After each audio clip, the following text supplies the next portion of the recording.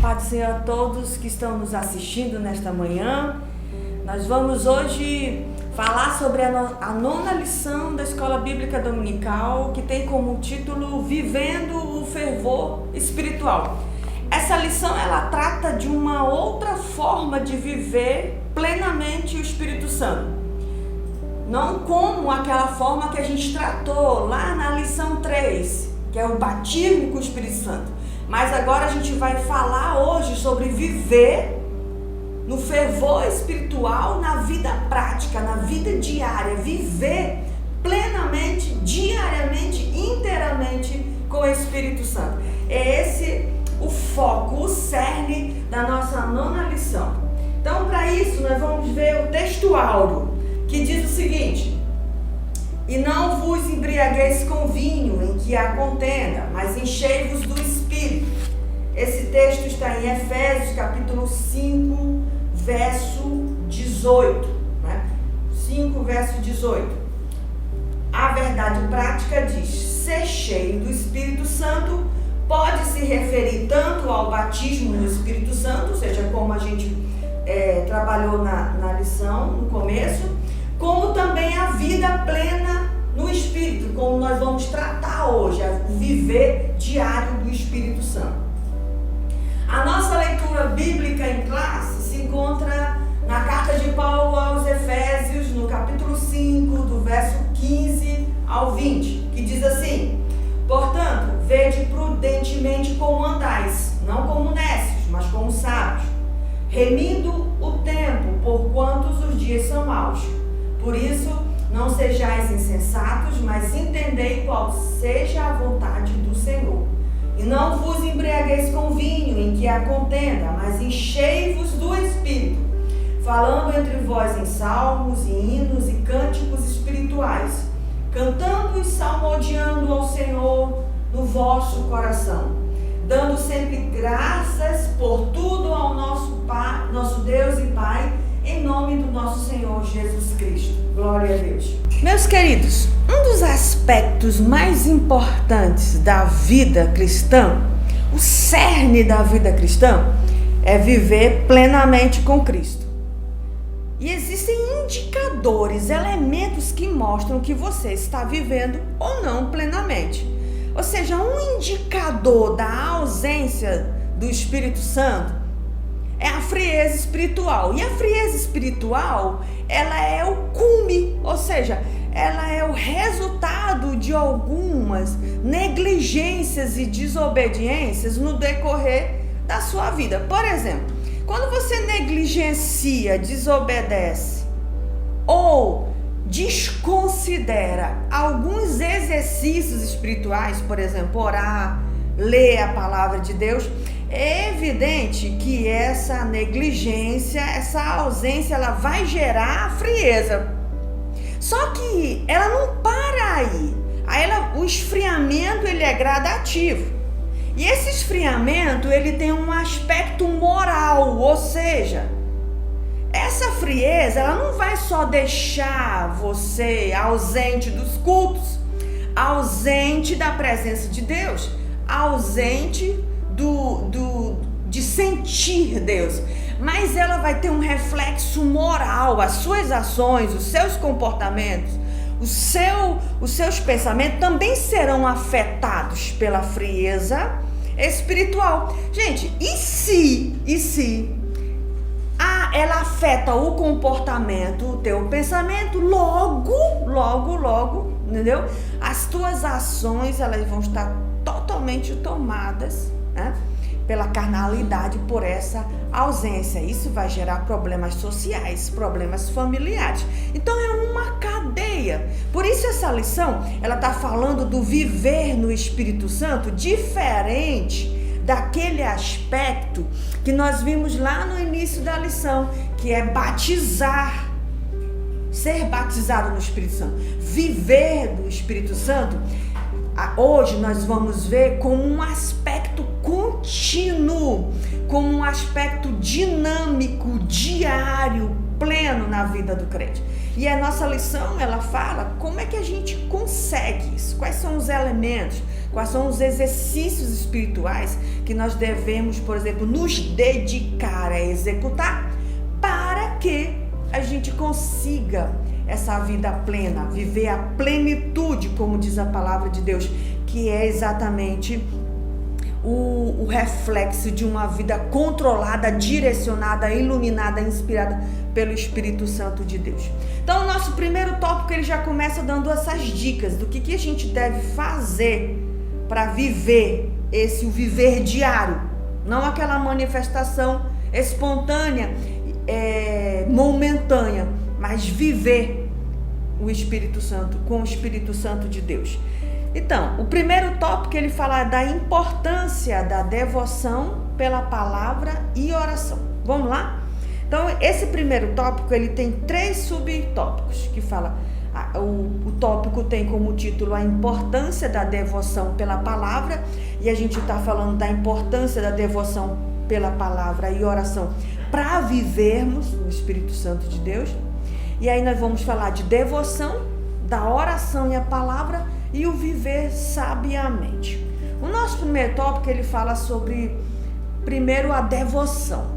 Um dos elementos para que a gente consiga viver essa vida plena no Espírito Santo de Deus é mostrarmos devoção. O que é a devoção, queridos? A devoção, ela é um apego sincero, né? Um apego voluntário a algo que nos leva, nos aproxima de quem nós adoramos, do quem nós reverenciamos. Então somos devotos, né? Reverenciamos a Deus, adoramos a Deus. Então a devoção, ela deve ser ações, deve se mostrar em ações que mostram o quanto eu amo a Deus, sinceramente e incondicionalmente. Então, a devoção é esse zelo, essa dedicação voluntária, né, ao aspecto religioso. Então, a devoção, ela mostra o quanto realmente nós estamos compromissados com aquilo que cremos. Por exemplo, se nós cremos na palavra de Deus, é evidente que, se eu acredito nela, está a verdade eterna. Nela está a vida, né? É evidente que eu vou me dedicar com zelo para cada dia mais extrair elementos e ensinamentos para a minha vida. Então, mostra o quanto eu realmente acredito, quanto eu realmente estou compromissado com a palavra. A oração, a mesma coisa, né? A oração, a dedicação à oração também mostra o quanto eu quero me comunicar com Deus, o quanto eu acredito nele, o quanto eu quero mostrar a ele, por exemplo, toda a minha angústia, todas as minhas preocupações, toda a minha dedicação, até o meu louvor, né? Então, na oração, na dedicação à oração, eu também mostro o meu compromisso com Deus e quanto eu acredito, né, no seu poder, na sua glória, na sua intervenção. E no segundo tópico, nós falamos, no segundo subitem, na verdade, fala sobre a oração e a palavra, né? Ou seja, a dedicação, a importância da oração e da palavra de Deus. Jesus Cristo, ele estabeleceu um marco para nós lá em João 8, ele falou assim: olha, se vocês crerem em mim, ou seja, em Jesus Cristo, como diz as Escrituras, ou seja, ele só tem uma referência aí. Se você crê em mim sadiamente, ou seja, se você crê em mim de uma forma clara, né? De uma forma sadia, ou seja, como diz as Escrituras, rios de águas vivas fluirão do seu ser. Ele fala isso, né? Então, Jesus Cristo, ele já estabeleceu o critério que nós temos que crer nele conforme diz as Escrituras. Então, a fé, as Escrituras estão intimamente ligadas. E o próprio Jesus Cristo, ele incentivou o apego ao conhecimento de Deus. Ele incentivou, ele falou assim: olha, vocês erram porque vocês não conhecem as Escrituras. Então ele, em toda a sua caminhada aqui na terra, ele incentivou a busca do conhecimento de Deus através das Escrituras. Ele mesmo lá em João, no capítulo 17, ele disse, orando ao Senhor, e falou: Senhor, Pai, o que tu me deste, as palavras que tu me deste, eu repassei a eles. Ou seja, ele entendia a importância da palavra de Deus na vida de uma pessoa. Por isso que um dos elementos importantes para a gente cultivar o Espírito Santo na nossa vida diária é através da oração e do ensino. Lá em Gênesis, no capítulo 1, meus queridos, quando o Senhor estava formando o homem, e no capítulo 3 também, quando mostra que ele tinha uma comunicação com o homem, lá no primeiro homem, Deus já estabelecia a oração como uma forma de comunicação com ele.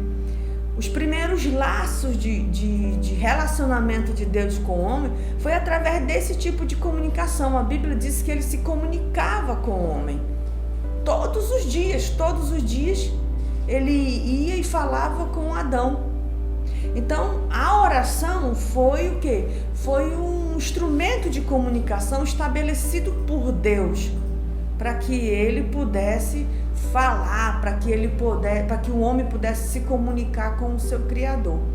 Então não foi algo inventado pelo homem, foi o próprio Deus que estabeleceu a oração como esse elemento de comunicação.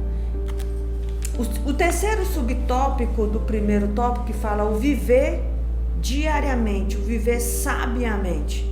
Ou seja, o modo de vida do crente, ele não pode ser o mesmo padrão do mundo. Não pode ser o mesmo padrão do mundo. Por quê? Porque a Bíblia, a palavra de Deus, ela estabelece isso. Veja só. A Bíblia, ela manda lá em 1 João, não pode haver comunicação com as obras infrutíferas das trevas. E até o apóstolo Paulo aos Colossenses, ele disse que o Senhor já nos transportou, né, das trevas para o reino do seu amor, para a luz. Então nós não temos mais comunicação com essa situação antiga de trevas, né, de escuridão.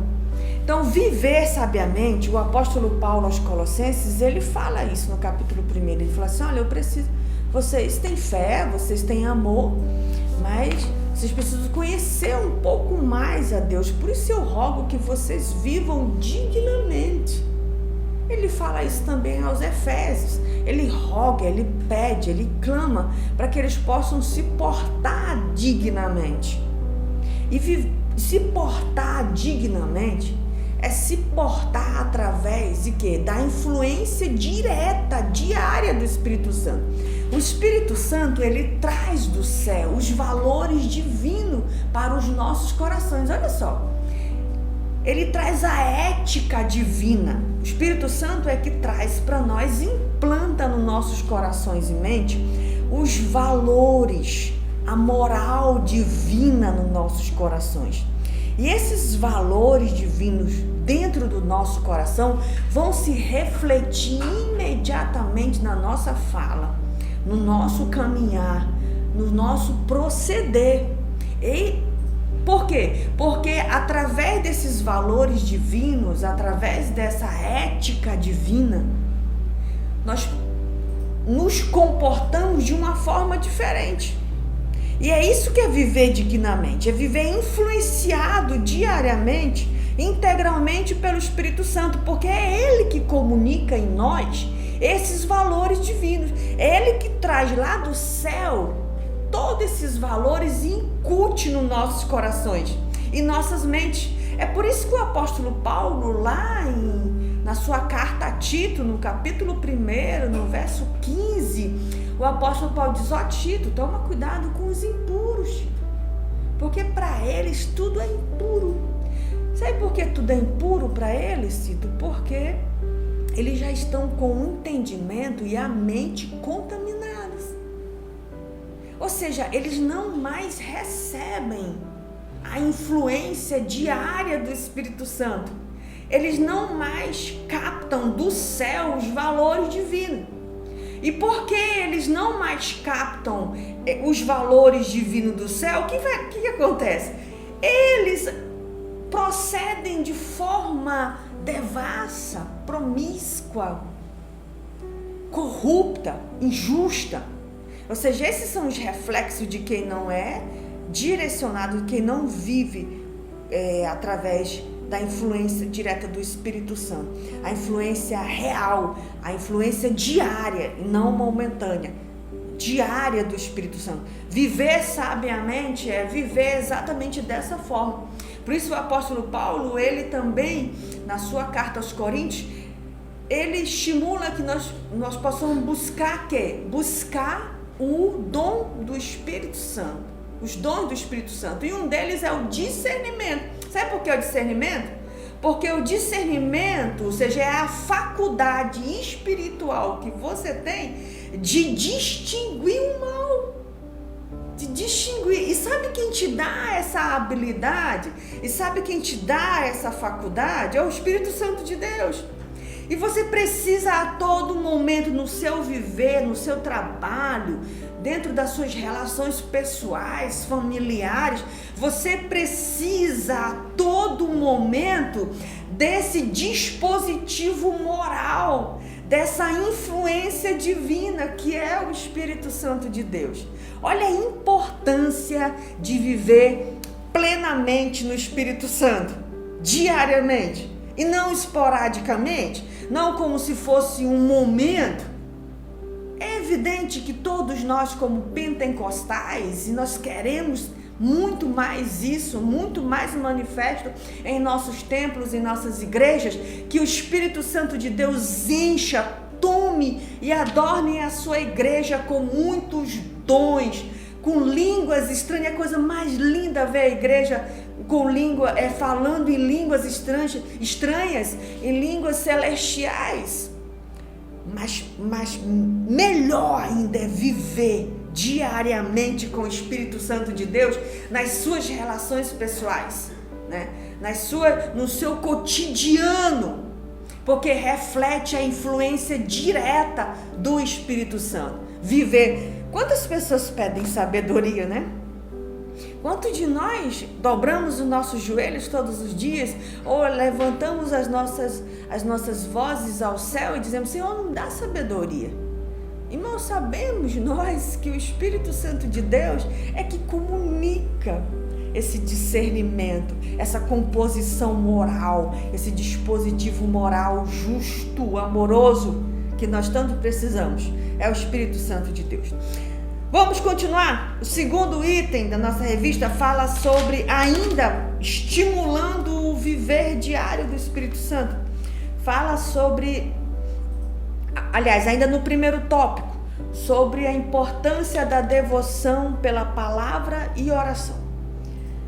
Vocês sabem que as pessoas que não vivem sobre a influência direta do Espírito Santo, elas tendem o quê? A errar, a tropeçar em palavras, tropeçar em ações e praticamente tudo. E o apóstolo Paulo, no texto da nossa leitura, ele chama essas pessoas de tolos. E esse texto tolos, em grego, que é o asofos, ou seja, sem sofos, sabedoria, ou seja, sem sabedoria, sem juízo, sem senso, ou seja, é a forma como o apóstolo Paulo usou no texto para dizer que as pessoas que não são conduzidas pelo Espírito Santo, elas vivem sem sabedoria, sem senso, sem juízo, sem uma racionalidade necessária para tomar decisões importantes. Veja como o Espírito Santo, ele afeta. Algumas pessoas falam que o Espírito Santo afeta as suas emoções. Não, ele afeta todo o teu ser, principalmente a tua racionalidade. Ele apura a tua racionalidade. Você consegue enxergar um problema com uma visão muito mais apurada e imprimir naquele problema uma racionalidade muito maior do que quando você não tem o O Espírito Santo não te faz mais emotivo, irmão. Não é isso. O Espírito Santo te faz mais sábio, mais racional, mais inteligente, entendeu? Mais espiritual. Ele te faz mais quebrantado, não mais emotivo, mas ele te faz mais quebrantado, ele te faz mais contrito, mais temeroso a Deus. Isso é uma característica racional, uma característica de pessoa que entende realmente as circunstâncias e consegue inferir, tirar conclusões benéficas. Por isso que o apóstolo Paulo chama de tolos o asófos, ou seja, o sem sabedoria, né? Que eles não conseguem entender. Lá em Coríntios, no capítulo 1, versículo, lá em Coríntios 4:4, o apóstolo Paulo diz que o Deus desse século, ele cegou os entendimentos das pessoas. Ou seja, o Deus desse século ele impede que as pessoas consigam enxergar como você, que tem o Espírito Santo de Deus, enxerga para além, racionalmente, espiritualmente, profundamente e plenamente. Ele cega de tal forma que você não consegue, por exemplo, chegar a uma conclusão lógica das coisas, a uma conclusão sábia das coisas. Olha só a importância, assim, de nós sermos afetados, influenciados diariamente pelo Espírito Santo. Buscar não somente os dons, não somente a manifestação de estar cheio do Espírito Santo, como o batismo do Espírito Santo, mas principalmente viver plenamente o Espírito Santo, viver com ele diariamente, para que a nossa fala, para que o nosso olhar, para que o nosso caminhar, ele reflita e testemunhe que tem alguém extremamente poderoso, extremamente sábio por trás de nós, por trás não, à frente de nós, que nos conduz, que nos ilumina, né? Que nos orienta. Então, essa é a importância. E o terceiro tópico fala sobre remir o tempo. Remir o tempo também é um elemento para que você incentive a vida plena do Espírito Santo. Como remir o tempo seria isso? Por quê? Porque remir o tempo, a nossa revista, ela fala sobre que remir significa aproveitar o melhor possível. Remir o tempo kairos, ou seja, o tempo de Deus, não o tempo cronológico, mas o tempo de Deus, ou seja, remir o tempo é aproveitar uma oportunidade, aproveitar uma circunstância a seu favor. Como é que você vai enxergar uma circunstância? Como é que você vai chegar a uma oportunidade se você não tem esse elemento divino que é capaz de fazer você enxergar para além? Você vai perder. Olha a importância de viver plenamente o Espírito Santo. Porque as oportunidades passam e você não consegue enxergar. Porque só quem é dominado pelo Espírito tem uma visão acima da visão natural. Então, remir o tempo é aproveitar a oportunidade. Por que muitas pessoas, elas se frustram na sua vida e olham para trás e dizem: meu Deus, eu perdi tantas oportunidades. Eu perdi tanto tempo. Eu perdi muitas coisas que eu poderia ter feito e não fiz, simplesmente porque eu não enxerguei o tempo e não enxerguei a oportunidade. Eu quero te dizer, meu irmão, a todos que estão ouvindo, nos assistindo, o Espírito Santo de Deus não deixa você perder. A vida com o Espírito Santo de Deus, ele estabelece um alerta para ti, sabe? Um bip, um alerta, um sinal, pode ser sonoro, não sei. Ele faz essa comunicação contigo, ela é pessoal, mas que ele estabelece um sinal da oportunidade, ele estabelece. E você vai saber a hora em que Deus casou o tempo e a oportunidade para ti. E o Espírito Santo vai dizer assim: olha, chegou o momento, é esse, abraça. Ou então ele fala assim: corre, vai embora. Por quê? Porque o Espírito Santo é esse alerta divino que nós temos, que é capaz de enxergar o tempo correto e a oportunidade correta. Um dos maiores dilemas da humanidade, sabe qual que é? É exatamente isso. As pessoas não conseguem distinguir, discernir o tempo e a oportunidade, não conseguem casar tempo e oportunidade. Às vezes ela tem o tempo propício, mas não tem a oportunidade e não enxerga a oportunidade. Às vezes vem uma oportunidade, mas diz que não está no tempo propício. E aí ela não consegue enxergar. Olha só, gente, por favor, reflitam hoje. Olha a importância de viver no Espírito Santo. Olha o que o Espírito Santo faz com a tua mente, gente. Ele traz alertas de oportunidades. Ele te traz alertas de tempo propício. Ele mostra para ti, ele abre um leque de opções para ti, corretas, certeiras, que ninguém mais, nenhum intelectual, nenhum especialista em pessoas, ou nenhum grande terapeuta, psicoterapeuta ou qualquer outro tipo de profissional que trabalhe, por exemplo, com sentimentos e emoções, é capaz de te dizer. Nenhum conhecimento técnico, científico é capaz de te dar as informações certeiras, reais, que o Espírito Santo te dá. Imagine, gente, olha a importância de viver plenamente com Cristo. Isso é fantástico, isso é maravilhoso. Vamos para o tópico 2? O tópico 2, ele fala sobre a importância em manter-se cheio do Espírito Santo. A gente já viu no primeiro tópico o que a gente deve fazer, né, para cultivar o estar cheio, ou seja, devoção, a palavra, a oração, aproveitar a oportunidade, né? E agora a gente vê como que a gente mantém isso, como é que a gente consegue manter, porque é importante a manutenção. O apóstolo Paulo fala lá aos Colossenses, no capítulo 2, no verso 6 e 7, uma coisa muito importante. Ele fala assim, olha, agora que vocês já aceitaram a Cristo, já se converteram, agora permaneçam nele, por favor, né? Permaneçam. Ou seja, ele está instigando o quê? Instigando a permanência, instigando, ou seja, o ficar nele. Se você ler João, capítulo 15, o Evangelho de João, o próprio Jesus, do capítulo 1 de João 15, o versículo 1 de João 15 até o versículo 7, ele fala 8 vezes permaneçam em mim, 8 vezes.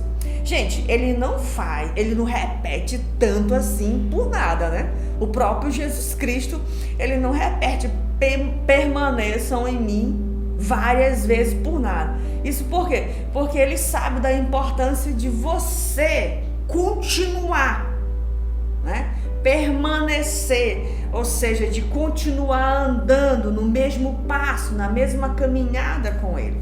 Esse é um elemento importante da vida cristã. E como é que o nosso comentarista da lição, como é que ele vê isso? A perspectiva bíblica de permanecer.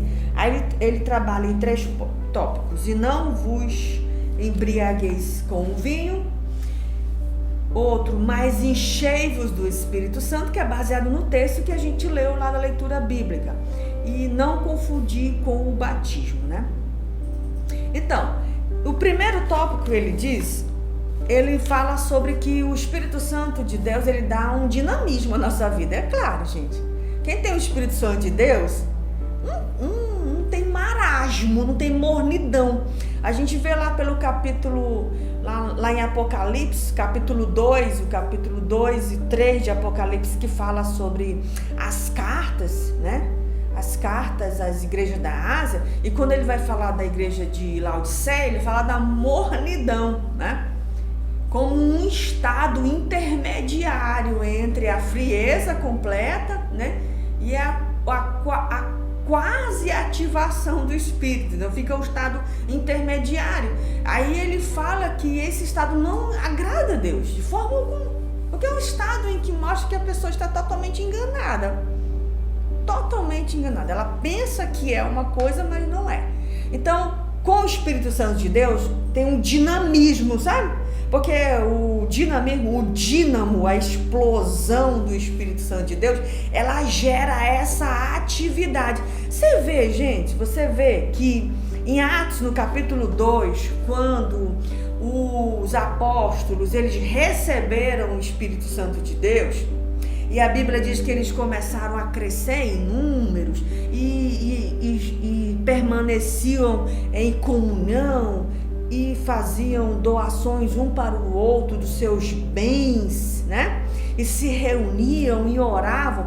Aí esse sossego, né, da igreja do capítulo 2 acabou no capítulo 3. Quando? Quando o dínamo do Espírito Santo, quando a atividade do Espírito Santo de Deus se mostrou poderosa na vida dos discípulos, dos apóstolos. Ela foi notória a todos. Como? Com aquele homem lá do templo da Porta Formosa. Ora, desde aquele dia, se você ler o livro de Atos, desde o capítulo 3, onde essa história é relatada, até o final, gente, não tem mais sossego para eles, não. É perseguição direta. Por quê? Porque se fez notório o Espírito Santo na vida daquele homem lá na porta do templo. Então, o Espírito Santo, ele dá um dinamismo. Por quê? Porque ele quer que o reino, a função dele é espalhar o reino, é espalhar as boas novas através de nós, as ferramentas. Então ele nos dá um dinamismo muito grande.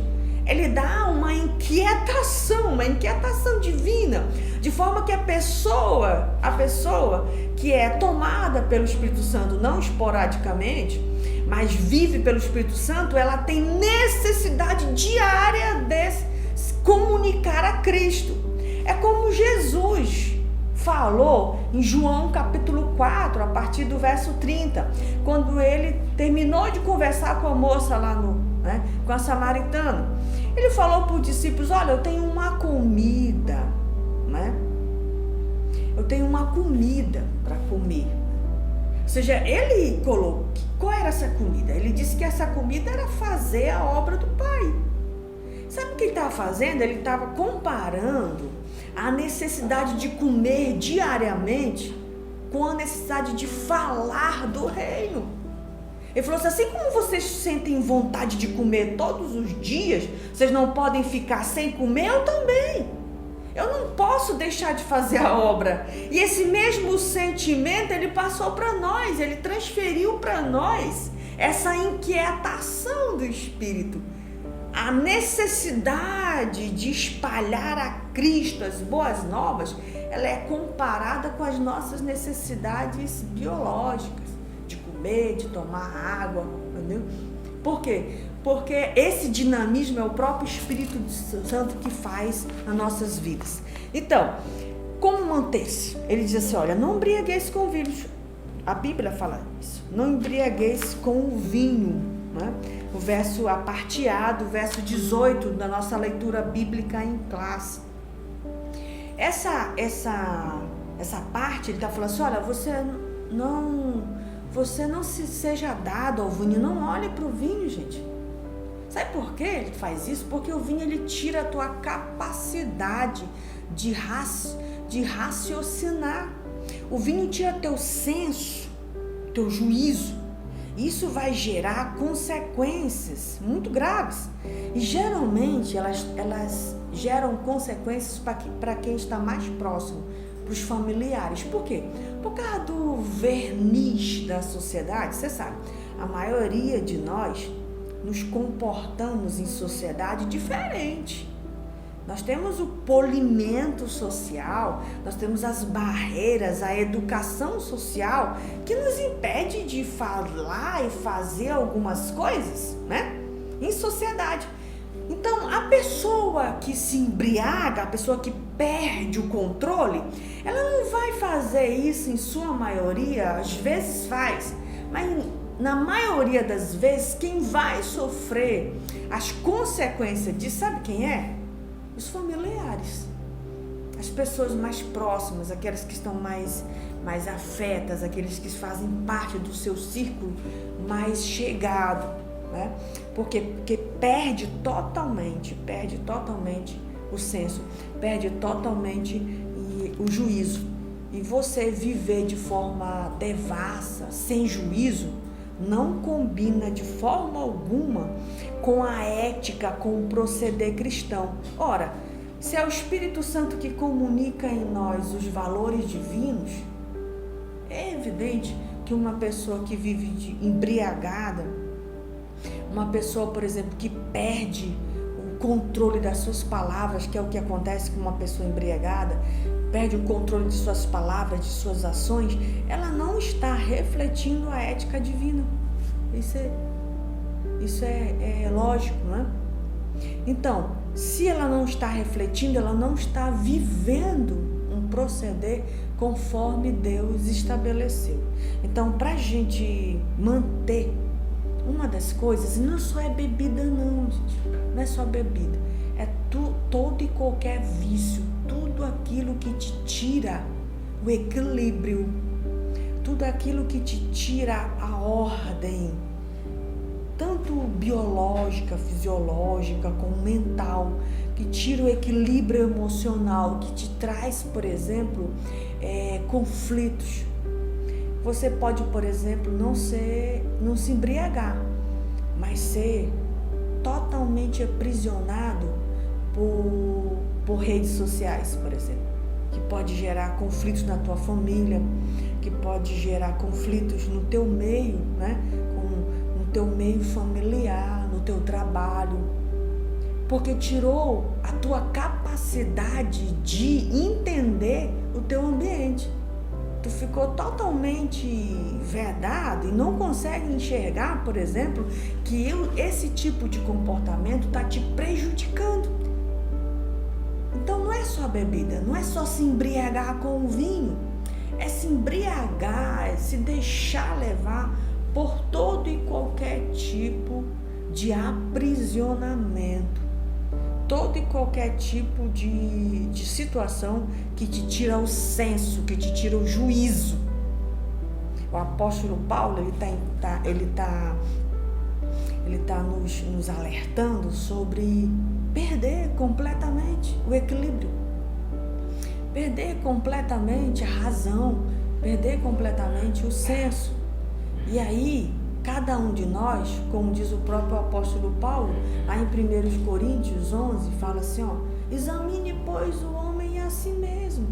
Cada um de nós temos que entender onde é que nós estamos nos embriagando.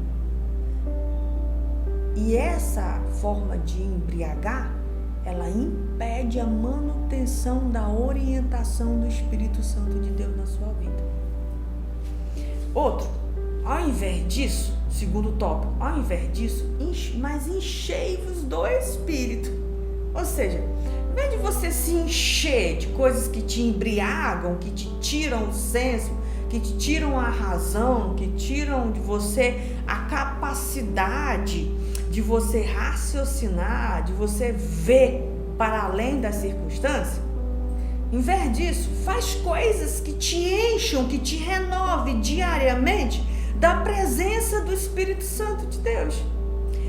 É por isso que o apóstolo Paulo diz aos Filipenses, lá no capítulo 4, no verso 8 dos Filipenses, ele fala assim, olha, tudo que é puro, tudo que é limpo, tudo que é saudável, de boa fama, isso preencha a tua cabeça, você te alimenta de coisas boas, te alimenta de coisas que vão influenciar e que vão fazer com que o Espírito Santo de Deus cresça na tua vida, aumente a sua influência. O homem, amados, ele foi criado espírito, alma e corpo, não foi? Foi criado espírito, alma e corpo. Ou seja, o espírito é a parte que se comunica com Deus. A alma é a parte volitiva do homem, as emoções. E o corpo a parte física, todo mundo sabe disso. Então, como Deus criou o homem espírito, alma e corpo, como ele colocou o espírito lá no primeiro patamar, significa dizer que ele queria e quer que o homem primeiramente se comunique com ele. Mas o pecado fez o quê? Mudou essa estratificação. E o homem de espírito, alma e corpo, ele passou a ser carne, alma e espírito. Por quê? Porque o que mais se sobrepõe à preponderância do homem, é a carne, estabelecida pelo pecado, pelo erro, pela negligência. Ou seja, com a carne lá em cima, o espírito está lá embaixo, a parte que se comunica com Deus fica prejudicada. Se você vê, por exemplo, antes, quando as pessoas não tinham tecnologia, elas brincavam de telefone sem fio e botavam um fio numa latinha e ficavam gritando, achando, e botavam um fio e a pessoa respondia. É evidente que quanto mais longo o fio, menos se ouvia. Hoje, por exemplo, se você se tem um problema num aparelho eletrônico, por exemplo, um microfone, se tivesse com problema esse microfone, você com certeza não iria me ouvir ou teria algum ruído. Então a comunicação não ficaria muito boa por causa dos ruídos, dos problemas. É assim.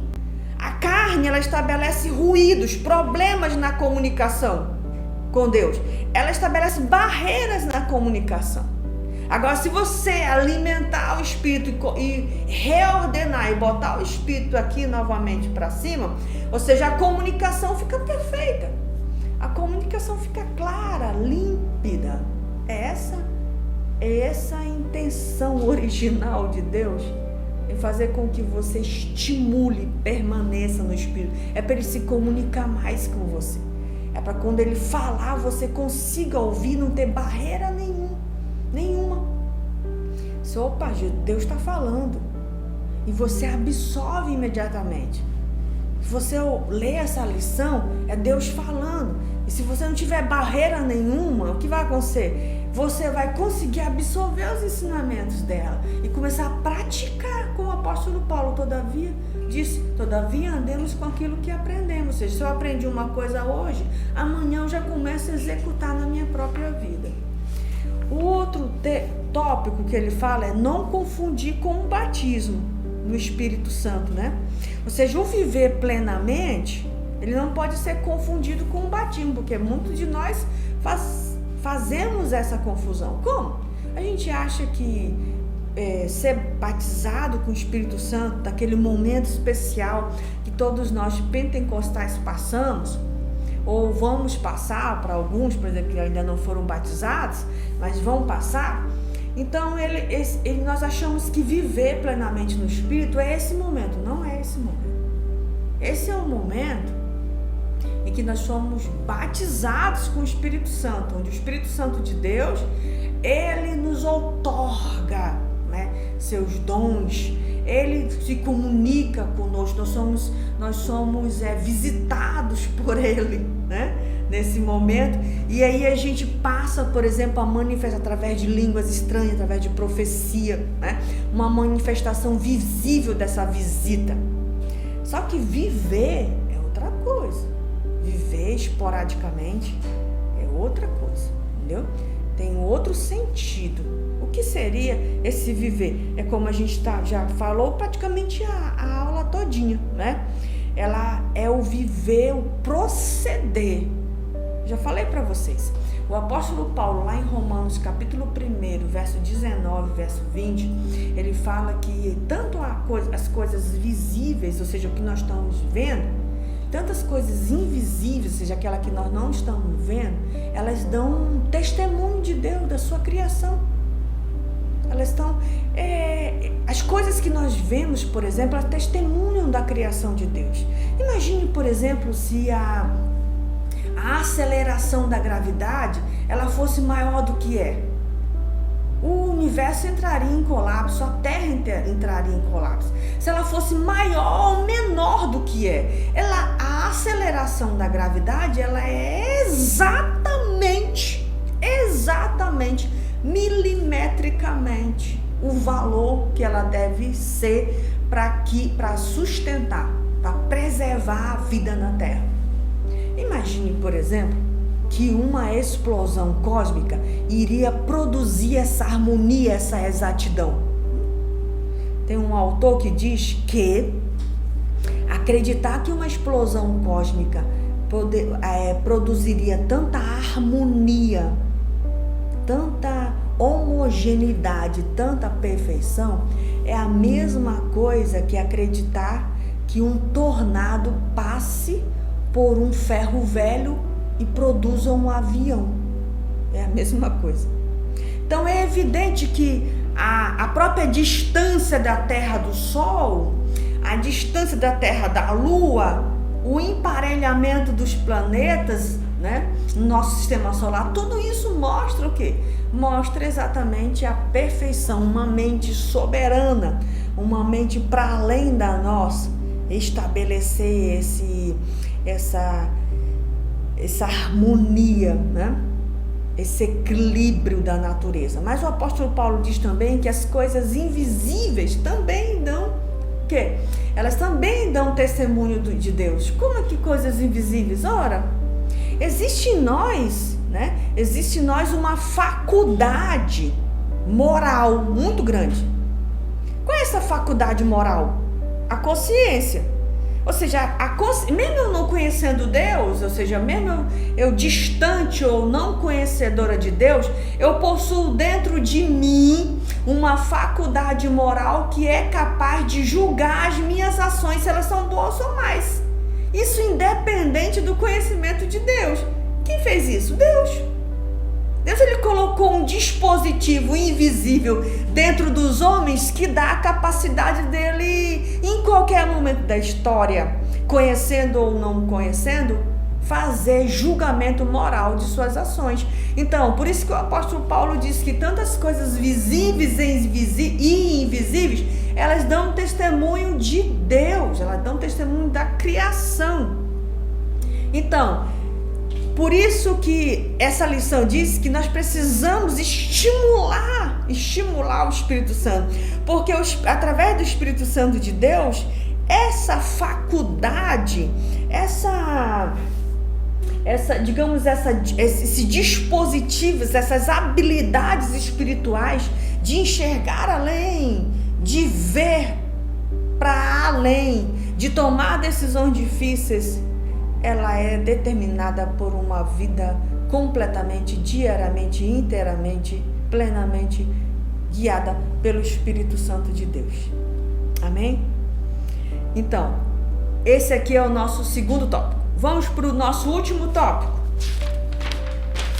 O nosso último tópico diz que nós temos que estar vigilantes contra a frieza. Perceba que a gente já viu que no primeiro tópico a gente estudou como é que a gente incentiva o viver plenamente. E no segundo, como é que a gente consegue permanecer, né? Viver plenamente no Espírito, viver diário. E agora, por último, a gente fala sobre a vigilância contra a frieza espiritual. Ou seja, como é que a gente se atenta para elementos que estão desgastando, que estão minando a minha condição espiritual. Ou seja, uma das coisas importantes, Jesus, ele era excelente, com um excelente mestre. Excelente não, ele é o único mestre, né? Mas eu acho interessante que Jesus, os administradores, quem está nos assistindo que é administrador, provavelmente já estudou. Eu não sou administradora, mas já vi que os administradores, eles trabalham muito com indicadores, por exemplo, indicador de falência. São elementos que estão indicando que aquela empresa, se ela não mudar, ela vai falir. Então, indicadores de crescimento, indicadores de muitas coisas. Então, ele trabalha com indicadores, que são elementos, são composições que nos indicam, que nos mostram uma situação, ou boa ou má, né? Jesus era um excelente mestre, ele trabalhava com esses indicadores. Por exemplo, ele foi convidado para um jantar, Lucas 11, 14. Ele foi convidado para um jantar e aí as pessoas começaram a disputar os lugares lá. Queriam ficar nas primeiras mesas. Aí ele, como um bom mestre, percebeu a história.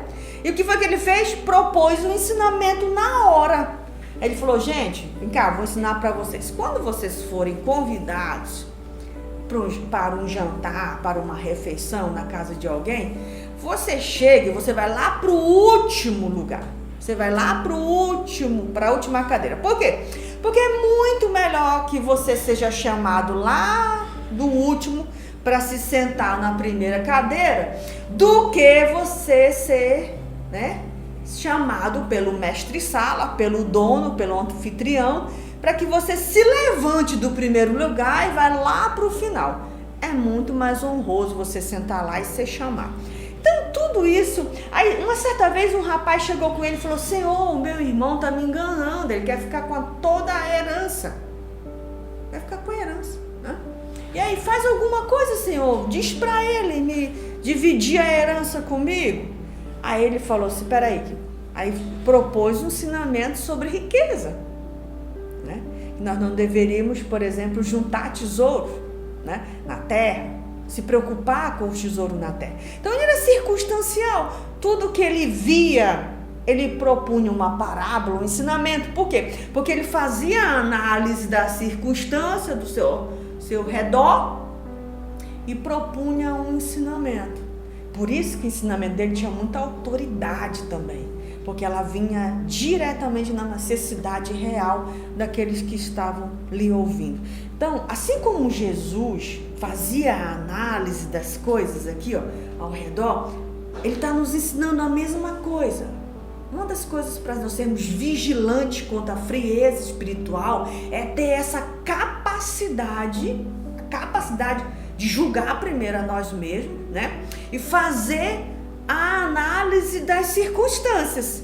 O que eu estou produzindo? As minhas palavras estão produzindo exatamente o quê? As minhas ações estão produzindo o quê? Então, a partir da análise das consequências das minhas ações e minhas palavras, eu vou entender em que nível de fragilidade espiritual eu estou. Não é isso? Então, a lição, o último tópico, ela fala sobre isso. Então, como é que eu vou conseguir entender, perceber esses indicadores de frieza espiritual? Aí o nosso comentarista, ele fala em 3 tópicos. Ele fala na manifestação do poder e glória de Deus. Ou seja, uma das coisas que eu posso usar como termômetro, como critério, é o testemunho transbordante. Ou seja, manifestar a glória e o poder de Deus. Por que isso, irmão? Lá em João capítulo 17, verso 6, o próprio Jesus falou assim, aliás, verso 4, ele falou assim, eu executei, eu executei a tua obra, eu glorifiquei o teu nome aqui na terra, executando a obra que tu me deste. Ou seja, uma das formas de executar, de manifestar a glória de Deus, a forma de manifestar a glória de Deus é executando a obra que Ele colocou nas nossas mãos. Então isso é um critério. Peraí, se isso é um critério para eu saber se a frieza está me pegando ou não, então se eu estiver executando aquilo que Deus me colocou nas mãos, e manifestando o poder e a glória de Deus, então tudo ok. Se não, então tem algo errado aí, Eu posso estar já num nível bem avançado de frieza, ou posso estar começando, mas esse é um critério. O outro que ele fala é dar graça em tudo. O apóstolo Paulo, ele coloca a gratidão como um nível altíssimo de maturidade cristã.